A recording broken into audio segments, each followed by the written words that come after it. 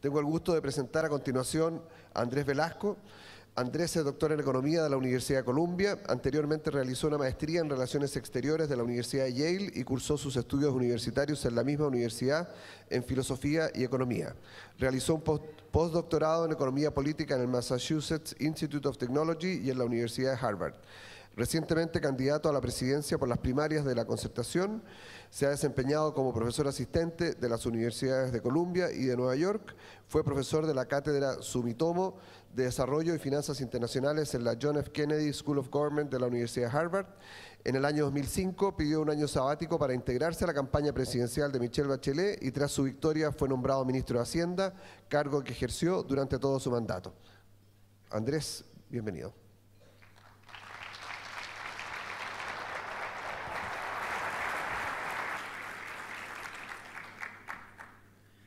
Muchas gracias, tremendo gusto estar aquí, aunque venga, como ustedes pueden ver, un poquito maltrecho. Quiero partir desmintiendo algo. La fractura de mi brazo no es fruto de algún debate sobre la reforma tributaria. De hecho, espero que el debate que tengamos sea un buen debate y no implique fracturas para nadie de ningún tipo. He venido muchas veces a esta sala, creo que nunca la había visto tan llena. Y no me sorprende porque el asunto que nos convoca es un tema importante y como es importante hay que tratarlo con la seriedad que merece. Y sin más prolegómenos quiero ir al grano del asunto. Antes de entrar a los inevitables tecnicismos y asuntos bastante recónditos del régimen de impuestos, algunas consideraciones iniciales. Primero, y esto lo quiero dejar claro en la medida que me sea posible, Chile necesita una reforma tributaria, no por razones ideológicas, sino que por razones prácticas, de lucas, de pesos y de centavos. La plata no cae del cielo, no crecen los árboles y el Estado chileno va a necesitar más fondos. ¿Por qué digo esto? Primero, porque el gobierno de Sebastián Piñera heredó, no es que lo diga yo, lo dicen las cifras oficiales, un déficit, le legó al gobierno siguiente un déficit estructural de 1 punto del PIB. Y me parece bueno que se avance en 4 años en eliminar ese déficit. Segundo, porque ustedes le pueden poner el número que quieran a la reforma en educación, hay gente que dice 2 puntos del PIB, hay gente que dice 1,5 puntos, en fin, pero no he visto nunca una estimación que diga menos de 1,5 puntos del PIB. Es en 5 años, en 7 años, obviamente, y voy a volver a esto, es muy importante gastarse bien la plata, pero esa necesidad está. Un favorito mío, algo que me quita el sueño, en Chile seguimos teniendo problemas de empleo, a mi juicio deberíamos gastar más plata promoviendo el empleo de mujeres y jóvenes. Eso, no sé si será en este gobierno, espero que sea en un gobierno siguiente, eso vale al menos medio punto del PIB. Y demás está decir que hay necesidades pendientes en salud, en infraestructura, en la estructura fiscal de los municipios, ojo, que es un tema que viene a futuro, nunca falta algo en que gastarse la plata. Y a diferencia de Juan Andrés, y este debate lo hemos tenido muchas veces, el crecimiento no basta. Los invito a que se sienten, saquen la proverbial servilleta con un par de cálculos. El gobierno va a tener más gastos permanentes, esto necesita más ingresos permanentes. Ese es probablemente el único principio intransable de una buena política fiscal. Segundo, este cambio tributario el gobierno lo justifica como una manera de atacar la desigualdad. Y yo no quiero entrar en el debate de si, mire, si mido la desigualdad, si me da esto, si incluyo este beneficio, me da algo siguiente. Pongámonos de acuerdo en algo que me parece bien básico. En Chile tenemos un problema de desigualdad. Y mídasele como se le mida, el problema es serio. De hecho, para que nadie me diga después que yo estoy subvalorando este desafío, les quiero decir que uno puede hacer cálculos que son aún bastante más deprimentes que los que me mostraba el subsecretario de Hacienda. En un libro que escribimos con Cristóbal Uneus, profesor de la Chile, hicimos el cálculo de cuáles son los ingresos por persona por hogar en los distintos deciles de Chile. Esto es basado en la CACEN 2009, las cosas no han cambiado mucho. El ciudadano promedio del hogar promedio del 10% más pobre de Chile gana en dólares $31. El ciudadano promedio del hogar promedio del decil más rico de Chile gana casi 2.400 dólares. Es decir, el coeficiente entre uno y otro no es de 30 veces, como decía Alejandro Mico, es de 78,5 veces. Póngale la corrección que quiera, haga el cambio que quiera, o píntalo de amarillo, de azul o de verde, el dato es que el problema de desigualdad está. Yo le sugería que no gastemos ahí las energías y el tiempo de nuestra discusión.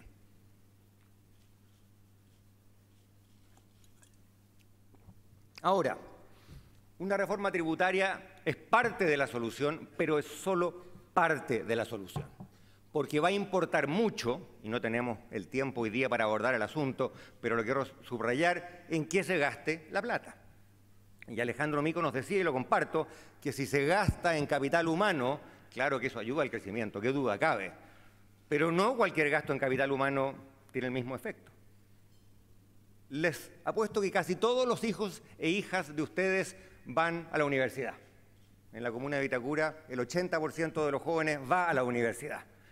Y sospecho, no sé por qué lo sospecho, que si el Estado el día de mañana a ustedes les paga las matrículas y los aranceles de sus hijos e hijas, el mismo número de hijos e hijas va a seguir yendo a la universidad. ¿Qué va a haber ocurrido? Que el Estado le va a haber hecho transferencia a las personas que están en esta sala, que no somos precisamente los más necesitados, y el volumen total de educación en el país no va a haber cambiado un ápice. Por lo tanto, no todo gasto en educación es productivo. No todo gasto en educación produce más educación. Y ahí va a venir parte importante del debate. Sospecho que en alguna ocasión aquí, en este salón, en alguna invitación de ICARE que Guillermo nos extenderá, vamos a estar discutiendo de esto. Y además, lo que es muy clave es que esa plata se gaste de acuerdo a las necesidades y no se gaste de acuerdo a la capacidad de lobby. Tenemos un sistema político que funciona mal y muchas veces el que grita más, el que marcha más y el que se pronuncia con más fuerza es el que obtiene más beneficios. Eso no es un buen criterio para asignar los recursos públicos. Y finalmente, las cosas a veces por obvias se dejan de decir, yo quiero decirlo, Chile es un país de ingresos medios. A veces nos creemos el cuento de que somos un país de altos ingresos. Pamplinas no es así y por lo tanto tenemos que seguir creciendo. Y es importante recordar que el crecimiento tendencial de Chile está estancado. Y esto no lo digo yo, lo dice el comité de expertos que todos los años el Ministerio de Hacienda cita en el mes de julio para que le diga al ministro de Hacienda cuál es el crecimiento promedio que se espera para los próximos 10 años. El año 2008, antes de la crisis, ese comité de expertos dijo que el crecimiento tendencial era 4,83. El año pasado, cuando el comité se reunió, después de 3 años y medio de gobierno de centro-derecha, después de los cambios que Juan Andrés trató de implementar para llevar a cabo la productividad, que lamentablemente no pudo terminar de completar porque perdió la pega. Bueno, después de ese gobierno de Sebastián Piñera, ¿cuándo había cambiado el crecimiento tendencial de Chile? Había cambiado 2 centésimas. Estábamos en 4,85. Raya va la suma, estancado. Y por lo tanto, como país tenemos un tremendo desafío de crecimiento y eso a nadie se le puede olvidar. Ahora, último prolegómeno.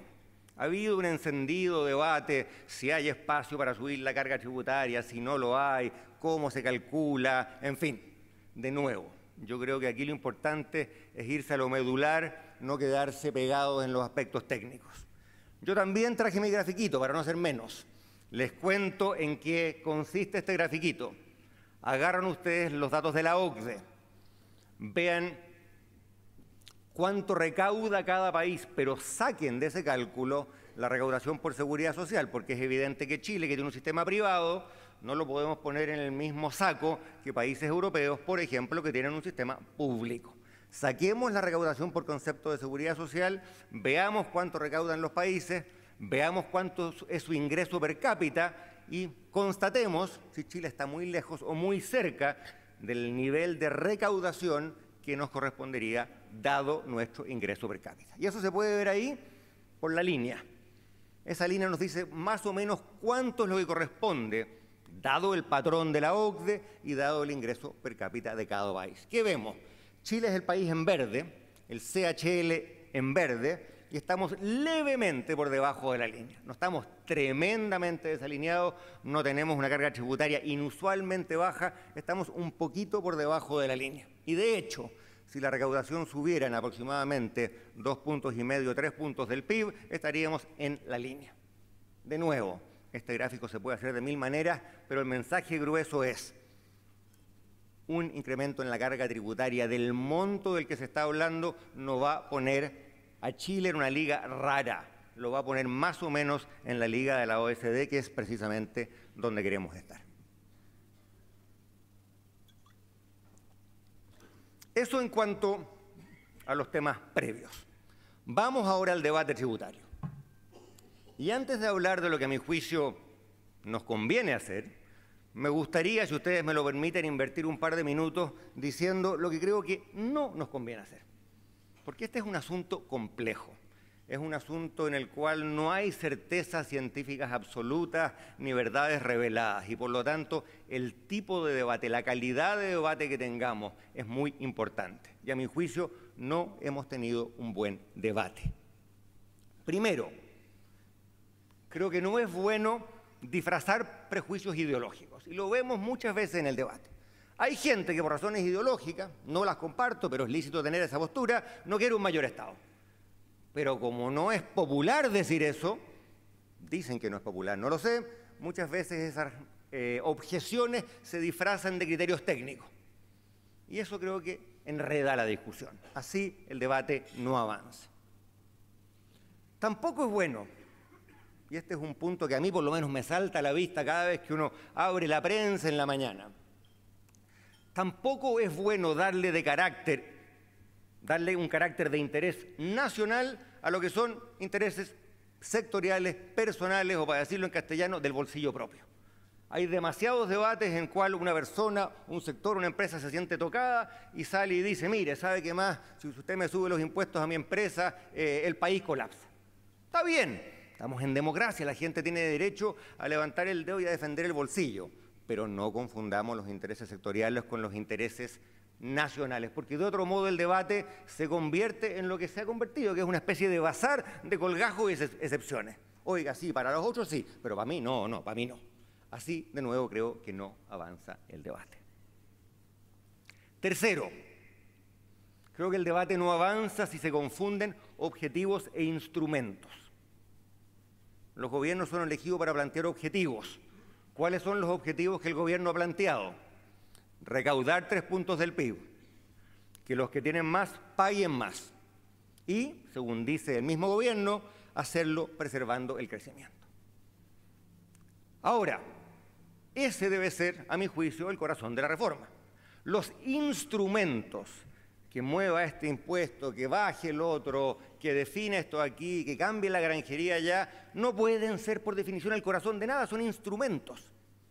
Y si bien es cierto, el gobierno lícitamente puede decir, yo tengo ciertos objetivos, lo que no puede ocurrir es que como país no podamos discutir los instrumentos, porque puede haber un instrumento mejor que otro, puede haber varios instrumentos que alcancen el mismo objetivo y puede que algún instrumento conlleve menores costos que otros instrumentos. Y ese debate tenemos que hacerlo, ese debate aún no ha ocurrido. Y cuando sacralizamos los instrumentos y se dice, este instrumento yo no lo toco y no estoy dispuesto a cambiar o a conversar siquiera sobre él, creo que estamos complicando y probablemente menoscabando el debate. Y finalmente, no vamos a tener un buen debate tributario si lo único que se hace es subir los decibeles de la conversación y denigrar a quien piensa distinto. No ayuda. Me ha tocado escucharlo en más de un foro como este, que haya quienes a cualquier sugerencia de cambio dicen, no, viene un Transantiago. El lenguaje tremendista no ayuda. Pero al mismo tiempo, no ayuda para nada, y lo quiero decir con claridad, un video como el que hemos visto ayer difundido por las redes sociales, que no hace otra cosa que caricaturizar posturas. Yo tuve el privilegio de conocer bien a la Presidenta de la República. Conozco bien al ministro del Interior, conozco bien al ministro de Hacienda y les quiero decir que ese no es su estilo. ¿Quién sabe de qué sótano de la moneda surgió ese video? Pero les quiero decir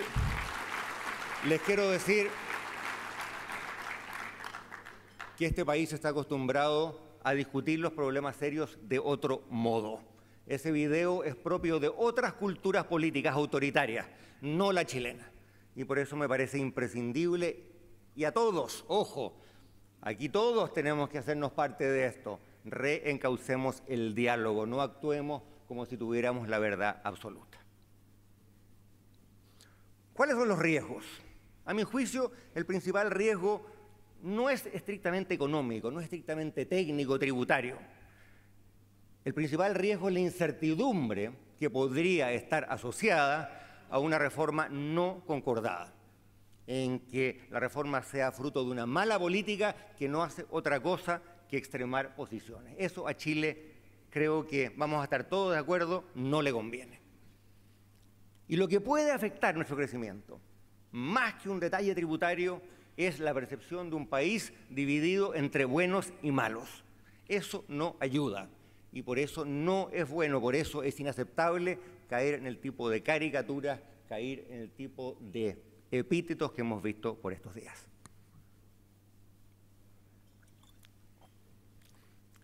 Y además, creo que ahí no se acaban los riesgos. Ya basta de hablar de maquinaria pesada. Ya basta de hablar de piedras en el zapato. Ya basta de aludir a la lucha de clases. Eso raya en lo ridículo. Y lo quiero decir responsablemente como una persona que se siente parte, y yo me siento parte de lo que espero sea en Chile una centroizquierda moderna. Quienes hablan así no son parte de una centroizquierda moderna. Porque una centroizquierda moderna debe ser, y espero que así lo sea en Chile, aliada del emprendimiento, aliada de la pyme. Una centroizquierda moderna, por supuesto que le importa, nos importa mucho la distribución del ingreso, nos importa mucho la justicia, pero entendemos que eso hay que conciliarlo con el crecimiento, con el dinamismo, con la inversión, con el ahorro y con el empleo. De eso se trata una izquierda moderna en Chile. Y la maquinaria pesada, las aplanadoras, las retroexcavadoras no tienen un lugar ni merecen un lugar en esa centroizquierda moderna. Vamos ahora a la reforma. Y yo quiero hacer un análisis balanceado. Así es que voy a partir por lo que me gusta de la reforma, porque hay avances en esta reforma. Y es bueno decirlo, para que nos podamos concentrar en lo que no es bueno de la reforma. Primero, no me parece mal que haya ajustes, incrementos, o llámenlo ustedes como quieran, a ciertos impuestos específicos destinados a gravar males, no a gravar bienes. Los países más avanzados, ya que nos gusta compararnos con la OCDE, son países en que tienden a tener impuestos altos a lo que contamina, a lo que engorda, a lo que dificulta la buena salud. Y que avancemos en esa dirección creo que es en términos generales. Cada uno podrá discutir el detalle de cómo se formula cada cambio, pero como principio me parece un avance. Segundo, me parece un avance también que avancemos, convengamos, son pasitos más bien chicos, en la dirección de un uso más intensivo de impuestos verdes. Ahora, sospecho que los impuestos verdes que están en el proyecto de ley son más bien un segundo mejor, porque aquellos que habrían sido un primer mejor son políticamente muy difíciles. Había una buena columna de mi amigo Alejandro Jadresich, decano de Ingeniería de la Adolfo Ibáñez, el otro día, en que decía que los mismos fines se podrían lograr, por ejemplo, subiendo el impuesto al diésel. Son varios los gobiernos que lo han intentado, en general nos ha ido mal, pero convengamos que eso probablemente es parte, al menos, de una política óptima de impuestos verdes. Pero en todo caso, consigno, vamos a tener que ir como país avanzando hacia más impuestos verdes. Tercero, y aquí quiero distinguir entre dos cosas que afectan a la construcción, que a veces se mezclan y se enredan. Hay un cambio a cómo tributan las ganancias de capital de la construcción. Esa es harina de un costal. Harina de otro costal es que las constructoras paguen IVA. Y hoy día las constructoras pagan IVA solo para viviendas de más de 4.500 UF y ese límite no tiene un origen técnico, tiene un origen político. Y les quiero decir que yo lo sé porque me tocó tramitar ese proyecto de ley y ese límite se fijó a las 3 de la mañana después de una toletole política de proporciones. No tiene mayor lógica. Y que por lo tanto se vaya a un umbral de 2.000 UF me parece técnicamente razonable. Segundo, o segunda familia de avances, es apropiado, creo, lo digo modestamente, que se modernice, se ajuste el régimen de renta presunta. El régimen de renta presunta fue diseñado hace 40 años atrás para las muy pequeñas empresas en la agricultura, en la minería, en el transporte, que no tenían los recursos para llevar contabilidad completa. Lamentablemente, muchas de esas empresas hoy día tienen de más los recursos y siguen abusando del sistema. Eso hay que corregirlo. También me parece bien, creo que es bueno, que consolidemos y simplifiquemos la multiplicidad de regímenes hoy día existentes para la pyme. Porque hoy día una pyme puede tributar por el régimen general, por el 14 bis, por el 14 ter y por el 14 quater para los entendidos. Y espero que Juan Manuel, que sabe estas cosas, no me corrija. No tiene ningún sentido que para una pyme tengamos 4 sistemas tributarios distintos. Y por lo tanto que se transite a 2, el general más uno especial para la pyme, me parece bien. Y finalmente, lo dije al comienzo, pero quiero subrayarlo, es adecuado a mi juicio retomar el balance estructural al cabo de 4 años. Si uno de los grandes problemas de Chile potencialmente es la incertidumbre, esto reduce esa incertidumbre. Eso introduce disciplina en la conversación pública y política sobre el destino del gasto público. Y eso creo que ayuda y por lo tanto también lo pongo en la categoría de avances.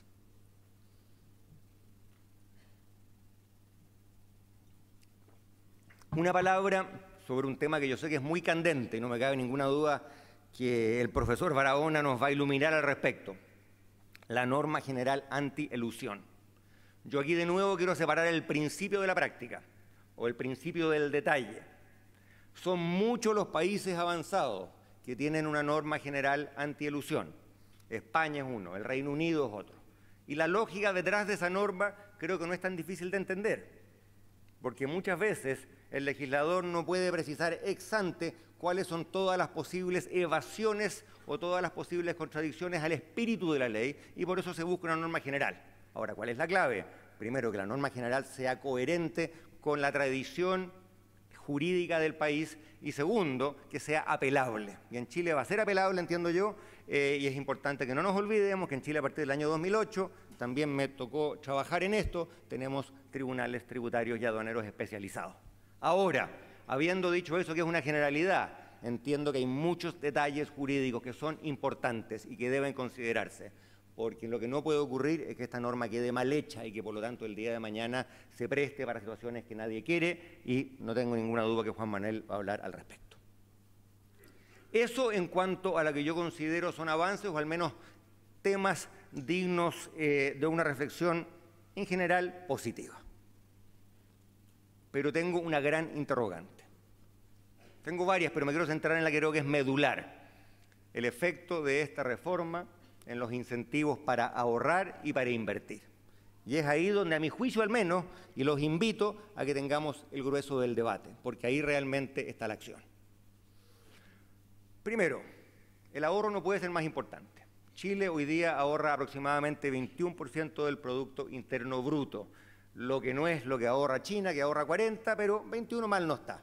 Y más de la mitad de ese ahorro viene de las empresas. Entonces, la pregunta que hay que hacerse, la primera pregunta es cuál va a ser el impacto en el ahorro. Y Alejandro Mico nos decía, oiga, usted toma 3% del PIB, ese PIB, esa plata que estaba en manos de los contribuyentes de altos ingresos, se va al Estado, el Estado ahorra 1% del PIB, cierra el déficit estructural, en fin, hay algunos neteos. El efecto mecánico, y esto el mismo Alejandro Mico lo reconoce, es una reducción del ahorro nacional de 1 punto del PIB. Pero ojo, ese es el piso. ¿Por qué es el piso? Porque eso es manteniendo constante el comportamiento de las empresas y el comportamiento de las personas.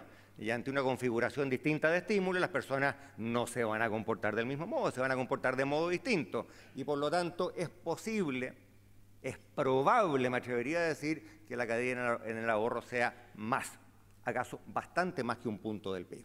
¿Cuánto más la firme? Nadie sabe. ¿Por qué? Porque los economistas sabemos cómo hacer cálculos cuando usted mantiene todas las variables fijas y cambia una. Y ahí se calcula lo que los economistas nos gusta llamar una elasticidad. Pero seamos bien francos, creo que Juan Andrés va a estar de acuerdo conmigo en esto. Cuando uno cambia 40 variables a la vez, no hay economista que pueda decir con certeza, oiga, el impacto es 0,2, 3, 4, 5%. Y por lo tanto, los invito también a tener cautela en las afirmaciones que hacemos, porque los juicios demasiado tajantes aquí no tienen mucho espacio. Pero, piso del impacto en el ahorro, 1 punto del PIB. Segundo, ¿cómo se financia la inversión? Bueno, se financia con ahorro doméstico y se financia con ahorro externo, que es equivalente, perdón el tecnicismo aquí, a la cuenta corriente de la balanza de pagos. Hoy día tiene una balanza de pagos Chile ya bastante deficitaria, ojo, de 3,5 puntos del PIB. Por eso el Economist y otros nos han puesto ahí, ustedes saben, en unas categorías de países potencialmente riesgosos. Yo no creo que hoy día seamos riesgosos. La pregunta es qué podría pasar en una eventualidad. Y yo hacía un cálculo siguiente. ¿Qué pasa si el precio de largo plazo del cobre cae? Hoy día está en aproximadamente 3. ¿Qué pasa si cae a 2,5, a 2,3? No tengo la bolita mágica, pero preguntemos qué podría ocurrir. En ese caso, Chile anda con un déficit de cuenta corriente de aproximadamente 5 puntos del PIB. El Banco Central calcula 3, según nos decía Alejandro Mico, pero con supuestos muy distintos. A mí me da 5, más o menos. Ahora, si seguimos invirtiendo la misma cantidad todos los años, Chile entonces va a tener que financiar un déficit externo que es 5 más 1, 5 más 1,5, 5 más 2, y a ese nivel de cuenta corriente los mercados se empiezan a poner nerviosos. Si uno mira hoy día a Turquía, a Brasil, a Sudáfrica, los mercados se ponen nerviosos. De nuevo, entiéndanme bien, no estoy diciendo que esto vaya a ocurrir mañana, pero como decía mi antiguo jefe Larry Summers, los países tienen que esperar lo mejor, pero tienen que prepararse para lo peor. Y el punto es que en ese escenario creo que el déficit externo sería excesivamente grande. ¿Cómo se puede corregir? Bueno, achicando la inversión. Pero si achicamos la inversión, ¿qué va a ocurrir? Vamos a crecer menos. Perdón, me fui para el lado equivocado. Ahí. Ahora, hablemos del food. Es curioso todo el food, porque hace 3 meses probablemente nadie en este mundo habría hablado del food.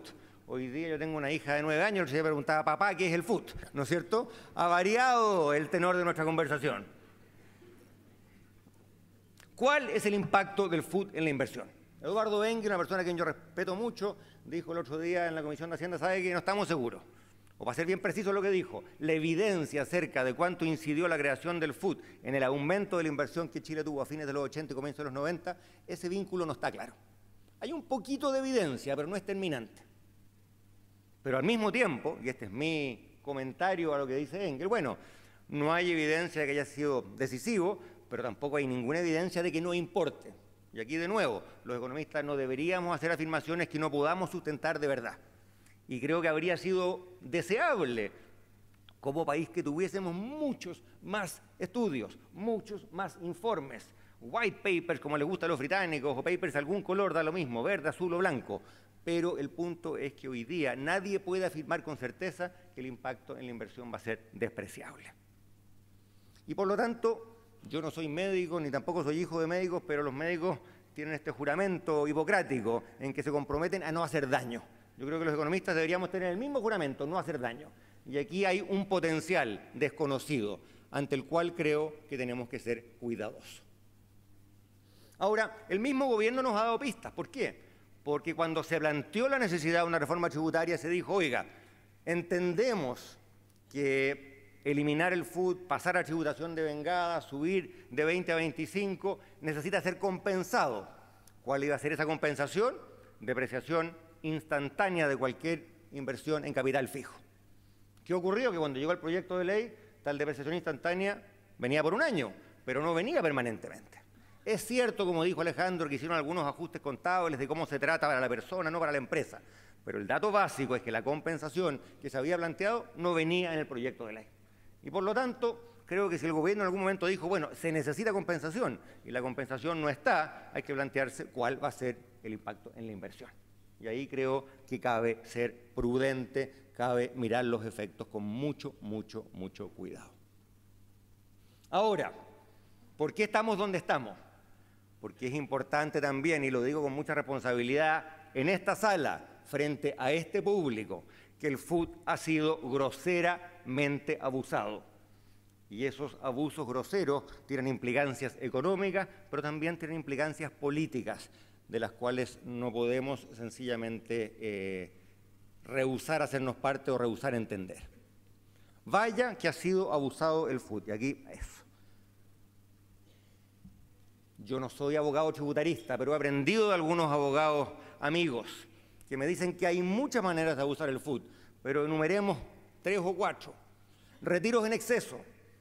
Hay una sociedad con FUT negativa y se retira y no se paga hasta que el FUT negativo desaparezca. Lo que pasa es que el FUT negativo no desaparece nunca y hay muchos ingresos que se retiran sin que nunca hayan pagado impuesto a la renta de las personas. Devoluciones del impuesto de primera categoría, cuando hay filiales y hay una matriz y resulta que la matriz retira y la matriz tiene FUT negativo. Reestructuraciones empresariales, compras, ventas, fusiones, absorciones, hechas ¿para qué? Precisamente para tomar FUT de un lado y ponerle en el otro. Y finalmente el abuso de la inversión fuera de Chile, donde se invierte, entre comillas, y esa inversión, como es muy difícil de fiscalizar desde Chile, porque está en las Islas Caimán, se utiliza ¿para qué? Para consumir desde el exterior con una buena tarjeta de crédito, para ir a esquiar a Europa, ¿no es cierto?, sin que eso tribute un peso. Y eso es malo, eso es feo, eso es económica y políticamente indeseable. ¿Qué efectos ha tenido esto? Ha tenido efectos importantes. Cae la recaudación fiscal. Como los que tendrían que haber pagado, que son los de mayores ingresos, pagan menos, la distribución del ingreso se empeora. Hay iniquidad horizontal, porque terminan tributando de modo muy distinto a las rentas del trabajo. Alguien que tributa a full 40% porque tiene un sueldo, de aquí otra persona que tiene los mismos ingresos, pero si esos ingresos vienen de un origen del capital. El segundo paga mucho menos que el primero. Y esto lleva a una cierta deslegitimación del sistema, pero también del empresariado. Y esto me preocupa a mí, pero creo que más aún les debe preocupar a ustedes. Ahora, la pregunta es, ¿estos forados están ahí para siempre? ¿Son intocables? ¿Son incorregibles? ¿O son forados que se puedan abordar y corregir? De nuevo, yo no soy ni abogado ni experto tributarista, pero he conversado con muchos. Y recordaba, de hecho, que con Juan Manuel Barahona trabajamos en la reforma tributaria de don Patricio Belwin, por allá hace muchos años atrás, así que empecé a aprender de gente como él hace muchos años. Y los expertos me dicen que sí, que efectivamente se puede lograr, revirtiendo algunas de estas situaciones que yo mencionaba recién. Si hay retiros en exceso, oiga, ¿sabe qué más? Págalo al complementario, haya o no un FUT positivo. Las sociedades matrices no pueden compensar las utilidades de sus filiales pidiendo devolución porque ellos tienen FUT negativo. Los FUT negativos no se pueden transar, vender, prestar, fusionar y regalar. Eso se presta para abuso. Y finalmente, si usted agarra su FUT y se lo lleva a un paraíso tributario, ¿sabe qué más?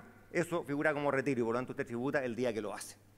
Esas 4 medidas que no son imposibles de implementar ya empiezan a cerrar buena parte de estos forados que han creado problemas económicos y han creado también problemas políticos.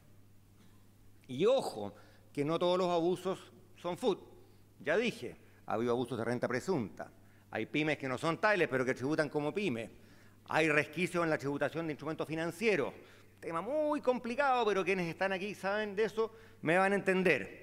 Y finalmente también hay abusos en el uso de ciertas utilidades que son tributables, que uno las agarra de aquí, las pone por allá, las pinta de amarillo y salen como no tributables, salen como ganancia de capital.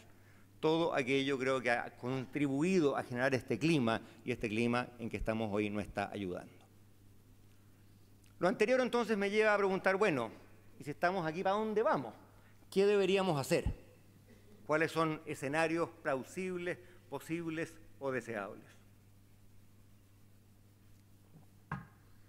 Y esta situación me recuerda el chiste del santiaguino que va al campo, le invitan a unos amigos al asado y anda buscando la parcela del amigo y se pierde en el campo. No sabe dónde está y se encuentra con una señora que va caminando por este camino rural polvoriento y le dice, señora, ¿cómo llego a la parcela El Carmen? Y la señora lo queda mirando y le dice, mire joven, si usted quiere llegar a ese lugar, no le recomiendo que parta desde aquí. Bueno, ojalá no hubiéramos partido desde aquí, pero partimos desde aquí. Y dado que estamos aquí, ¿para dónde vamos? Yo no tengo ninguna duda que Chile tiene un equipo económico serio, es gente preparada. Pero precisamente porque es gente preparada, y creo que todos los que estamos aquí somos gente seria, entendemos muy bien que en este asunto no hay certezas, no hay verdades tajantes, no hay verdades reveladas o científicas total y completamente imposibles de discutir. Y por eso creo que lo único que queda es veamos alternativas. Expresemos matices y no coartemos la deliberación parlamentaria. Si hay que tomarse un mes más, tomémonos ese mes más. Si hay que tomarse 2 o 3 meses más, también lo mismo. Y aquí hay problemas que abordar. Por ejemplo, ha habido todo un debate sobre la base de vengada, sobre los impuestos integrados, en fin, y la verdad es que yo creo que Chile está transitando un sistema, si se aplica lo que está en el proyecto de ley, que es bien único. ¿Por qué? Porque la combinación de tributar sobre base de vengado, aplicado o combinado con un régimen de integración entre los impuestos corporativos y los personales, eso tiene muy pocos precedentes en el mundo. Algunos usan una de esas cosas, otros la otra, pero las dos combinadas es poco usual. Y como es poco usual, es difícil predecir todas las implicancias. Y algunos de los problemas de implementación ya han sido identificados y no me cabe ninguna duda que la semana que viene, la subsiguiente va a haber otros problemas de implementación que van a ir surgiendo. Una razón más para darse tiempo, para hacer bien y detalladamente la pega. ¿Cuáles son las alternativas a mi juicio? No me cabe ninguna duda que hay muchas, pero yo en vez de traer aquí mi plan favorito, mi mascota más querida, he querido quizás poner un ramillete, un abanico de alternativas. El plan A es el actual, ustedes lo conocen, ¿para qué decir algo más? Plan B, a mi juicio, podría consistir en que se mantenga la integración del sistema entre impuestos corporativos y personales, pero la tributación en base de vengada sea opcional. ¿Y quién la tomaría? Las pymes, porque para ellos es atractivo por razones obvias, porque el dueño de la pyme muchas veces no paga 40, paga 30, 20 o menos. Que se mantuviera la posibilidad de tributar al momento de retirar, pero con restricciones muy severas. Precisamente las restricciones que yo mencionaba recién. Limitar el uso del FUT negativo, las compras, las reestructuraciones, los abusos de los ingresos no tributables, etcétera, etcétera, etcétera. Hay un plan C que algunas personas han propuesto, que dice, mire, ¿sabe qué más? Esto se enredó mucho, desintegremos el sistema. Ahora eso implica, claro, cambiar los niveles de los impuestos. Que un impuesto de categoría probablemente sería más alto. Tendría que haber un impuesto distinto, probablemente más bajo, para los dividendos o los retiros. Ojo, que para algunos tipos de empresas esto podría ser atractivo, para otros tipos de empresas podría ser difícil, especialmente si una pyme tiene que pagar un impuesto de primera categoría muy alto. ¿Cómo se podría abordar eso? Bueno, que la señora que tiene el almacén se pueda pagar a sí mismo un sueldo y tribute por la vida de su sueldo. Esos impuestos internos, Juan Manuel, generalmente no le gusta mucho, ¿no es cierto?, porque se presta para abuso. Tendría que haber un cambio en el criterio en que impuestos internos trata estas remuneraciones de los dueños de las empresas. En fin, hay al menos un plan A, un plan B y un plan C, y no me cabe ninguna duda que en esta sala, habiendo muchos expertos, también debe haber uno D, E, F y quién sabe cuántos. El punto es que aquí, insisto, no hay verdades únicas ni reveladas, no hay certezas científicas inalterables, tenemos que darnos el espacio para conversar. Ahora, alguien podría decir, sabemos cuánto aspira a recaudar el plan A, 3 puntos del PIB. ¿Podría un plan B o un plan C o un plan D recaudar un monto parecido? Mis cálculos al menos me revelan que sí. Obviamente va a haber que ajustar los parámetros, obviamente va a haber que seguir a la casa de resquicio, quizás hay espacio para un uso más intensivo de impuestos verdes, pero si la meta es recaudar 3 puntos del PIB en un horizonte de más o menos 5 años, por lo menos mis números sugieren que eso se puede hacer. Ahora, me pusieron luz roja, así que voy a ir terminando.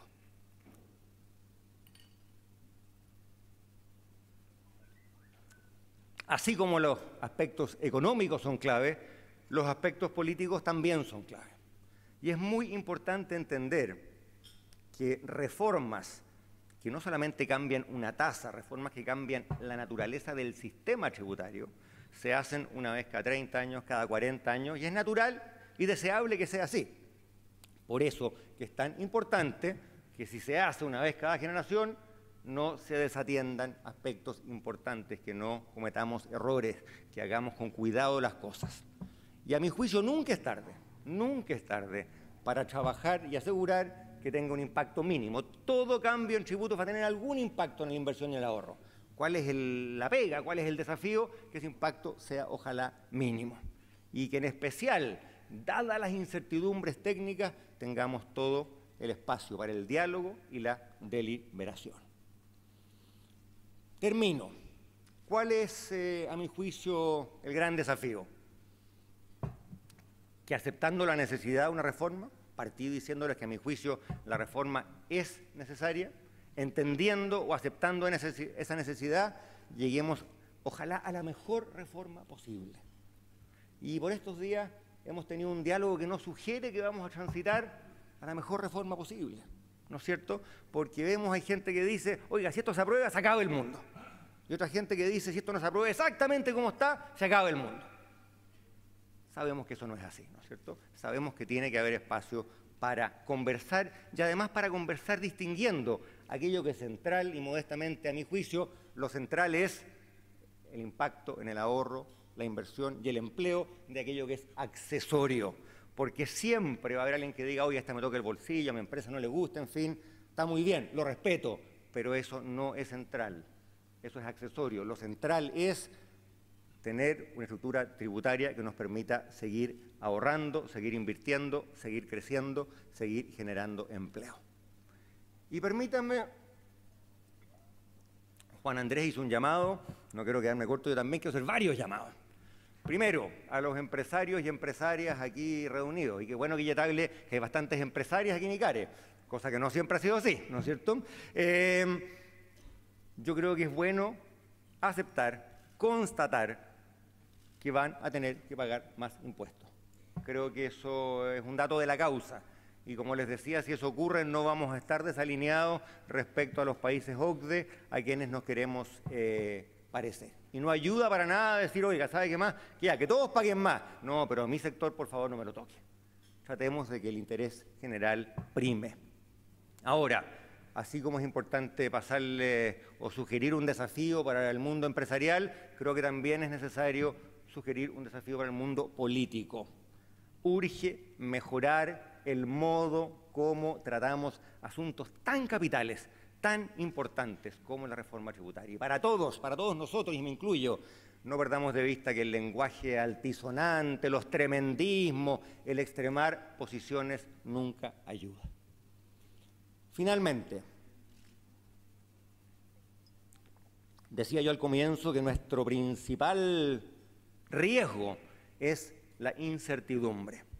Y ojo que la incertidumbre puede estar vinculada a lo que pasa con los tributos, pero mucho más importante son las preguntas relativas a las dos reformas